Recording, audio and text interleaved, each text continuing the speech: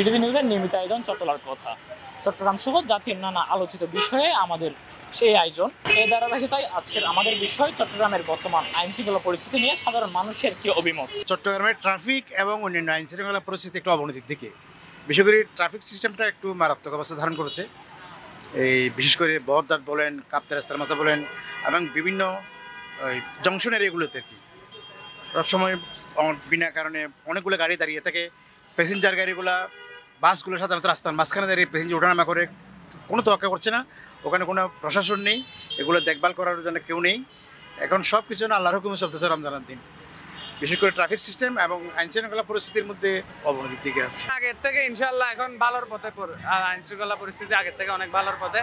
সামনে যখন আপনার আরো ভালো হবে ইনশাল্লাহ।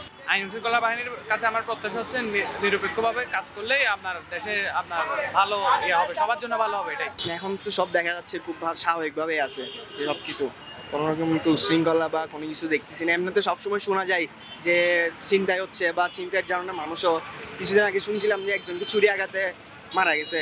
সব কিছু স্বাভাবিক থাকুক, সুন্দর থাকুক, এটাই তো সবার জন্য ভালো। এখন বর্তমানে কোনো সরকার নাই, সরকার না থাকার কারণে জিনিসপত্র ইত্যাদি ইত্যাদি অনেক কিছু মানে অশৃঙ্খলার অবস্থায় আছে আর কি। অশৃঙ্খলা ছায় একবার বাইরে আছে। এখন ব্যবসা বাণিজ্য মনে করেন এই সরকার থাকতে একটা কিছু হইতো, এখন কিছু করা যাইতেছে না, সব জিনিসের দাম বাড়তি। আইন শৃঙ্খলা পরিস্থিতি আগে একটু ফাঁসাঘিষ্ট করে খারাপ হয়েছিল, কারণ এটা হচ্ছে একটা মুভমেন্টের কারণে অবশ্যই খারাপ হবে। আর এখন যেটা চলতেছে এটা হচ্ছে যে আমি মনে করি এটা আমাদের স্বৈরাচারী যেটা শাসক চলে গেছে ওটারই প্রতিফলন হচ্ছে এখানে। যেমন আপনি দেখতেছেন মেয়েরা সিগারেট কাণ্ড, আরো অনেক কিছু আছে। তো এগুলো হচ্ছে যে এগুলো পরিকল্পিত। এগুলো যদি আমাদের বর্তমান প্রশাসন যেগুলো আছে এগুলো যদি একটা স্ট্রিক্টলি কাজ করে তাহলে এটা শুধরানোর জন্য বেশি দিন টাইম লাগবে না। আগে তো একটা দমবন্ধকর অবস্থা ছিল, এখন তো মানুষের একদম বুক ভরে শ্বাস নিচ্ছে, চোখ খুলে দেখছে, আকাশ পরিষ্কার, এরকম একটা অবস্থা। আগে তো ফেসবুকে কিছু লিখলেও তো বাড়িতে পুলিশ এসছে, এটা তো মারাত্মক ছিল। আগে তো পৃথিবীর কোথাও এরকম একটা দুঃশাসন ছিল কিনা আমার জানা নেই। আগেরটা একটা দমবন্ধ নট অনলি, একেবারে পুরো দেশটা একটা বিশাল কারাগারে ছিল। এটা আমার ব্যক্তিগত ফিলিংস, আমার সাথে হয়তো অনেকে একমত হবে যারা অন্তত স্বাধীনভাবে এই দেশে বাস করতে চেয়েছিল আর কি।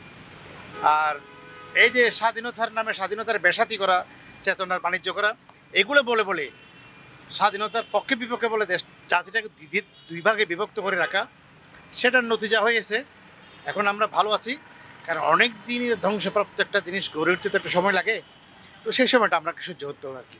আর এখন মনে করেন দেশ এখন এই কয়েকটা দল হয়ে গেছে গা, জামাত এক দল হয়ে গেছে গা, আওয়ামী লীগ এক দল হয়ে গেছে, বিএনপি এক দল হয়ে গেছে। বিভিন্ন দলে একটা দল নিয়ে খালি ব্যস্ততার মধ্যে কার দল নিয়ে কীভাবে খেলা কি টিকাইতে পারবে, হ্যাঁ এই দল নিয়ে। কিন্তু ভালো ভালো ছাত্র আজকে ঢাকা শহরে দেখা গেছে খুব ভালো ভালো ছাত্র একের ফিয়াকাল ছাত্রগুলি অনেকে এক থেকে বাদ দিয়ে দিচ্ছে। তো ওইগুলো কী করবো, ওইগুলো বাধ্যমূলক খুন খারাপি হাইজাক সন্ত্রাসী ওরা অবশ্যই ওরা করবে। এরা